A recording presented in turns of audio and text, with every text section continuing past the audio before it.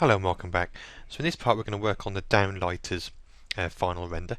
So this is the scene at the end of the sort of day shot with the light streaming through these two entrances here. So there's a few things we need to change ready for the Downlighters. For this shot we're going to use photometric lights, but I should please note and be mindful of the fact that photometric lights do add considerable amount of rendering time to the final render. So in this shot here we're going to use 1, 2, 3, 4, 5, 6, 7, probably about 9, 10, 11, 12 photometric lights, excuse me, which to be honest aren't really that needed. The nice thing about photometric lights is you get a true sort of light cone and light details based on the actual manufacture of the bulb's sort of data. So you do get a nice sort of patterning, etc.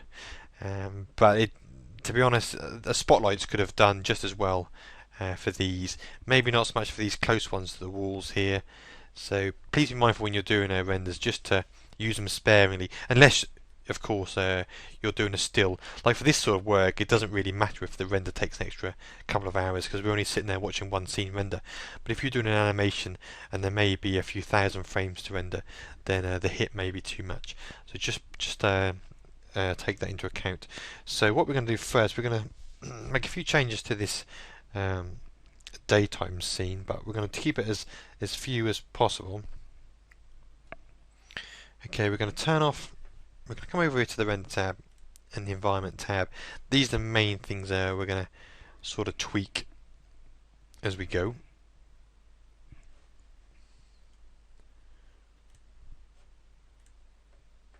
Okay, we're going to come over to the global illumination here. First I'm going to turn down the ambient intensity to 0. And I'm going to turn off all the area lights. So in the scene here, these side lights and these rear lights and this top light, I'm just going to kill all those, and then basically we're going to get a pretty much a black scene here.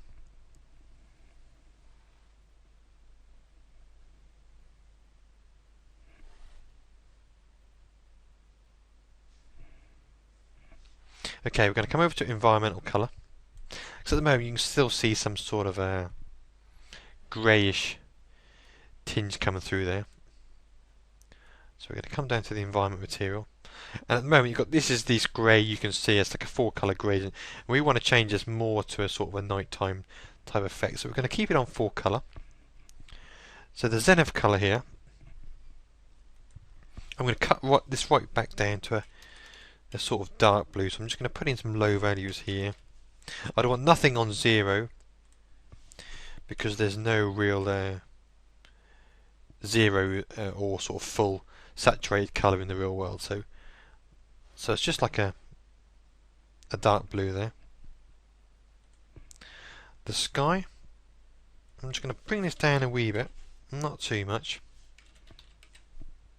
It's also going to have a blue tinge, so I'm just going to sort of a grey sort of steely blue.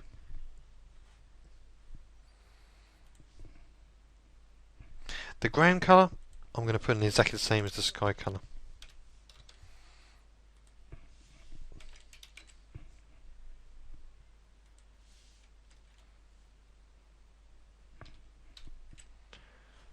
Okay, and then the D I'm going to put in, basically I'm just going to leave it, I'm just going to give it a slightly bluer tinge. So they're going to go blue, red, green, blue, slightly incrementing each time, same as the others. So now we're getting a more of sort of a bluey nighttime sort of effect there. We're also going to come over to the actual bulbs which are living in these downlighters here. So I'm going to come up to the master one there. I've got items selected just to help select it here. And now in the bulb material I'm just going to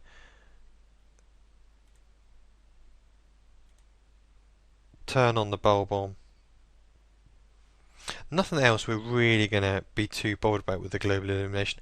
I'm just going to untick this load irradiance cache because this was based on the daytime scene. But when we start doing a render, I'll then again turn on the save version and just give it a new file name. Okay, so we've got a bit of light coming down from this bulb material, but nothing too drastic here. That's more just to sort of light up the mirrored area inside the ceiling light there. So we're going to add a photometric light now. Now if you look on your directory structure I've given you, you'll see a photometric light directory, and there's a few in there. So I'm going to come up to Item, Create Light, Create Photometric Light. And the one we're going to use for this is the 840-31116. Have a try with some of the others, and if you just Google photometric lights, you'll find loads of suppliers actually provide these IES files.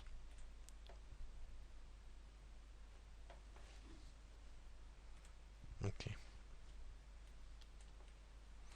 So when you look at it actually in the window here, you can see a sort of indication of what it's going to look like. That's where obviously the source of emanation is. That's where the sort of the point light is. And you can see these rays coming down, and this is the sort of shape of the sort of light cone you're going to get. And depending on which one you open, this obviously going to change this. So what we're going to do, I'm not going to do this for all of them because it's going to take a lot of time off. So I'm just going to do it for one. And I'll pause the video and just add the rest. So basically what I'm doing, I'm just rotating it around.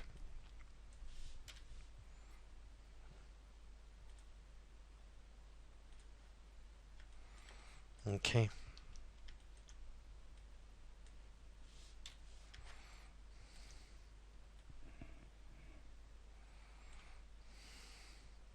Now what I'm basically going to do, I'm just going to basically stick it in to roughly where the bulb is going to be.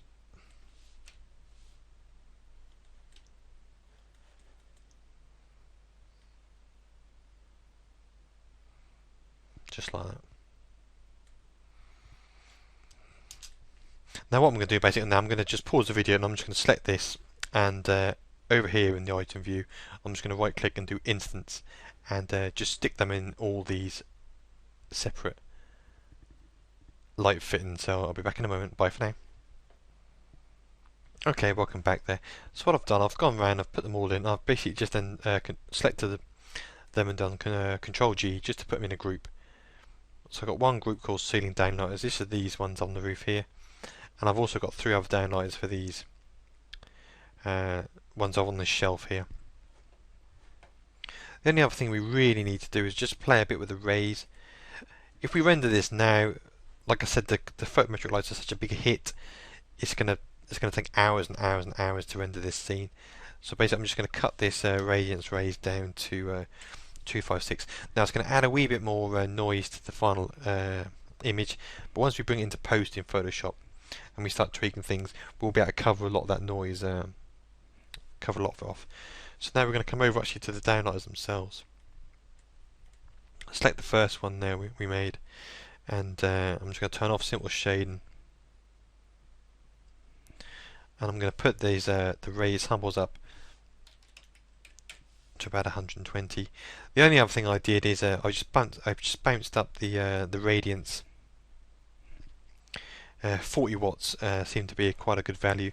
It was obviously too low when I first brought them in, and the actual light wasn't actually getting to the ground level at all. So I just incremented up by 10 each time, and 40 seems to be about right.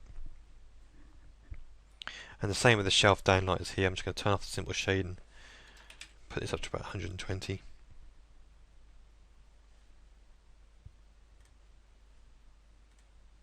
Yeah, and like I say, we just brought the radiance rays down to 256.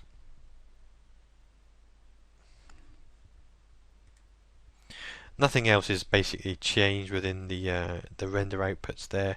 I've turned some of these off just because I'm not really going to need them so much when I'm doing the final post.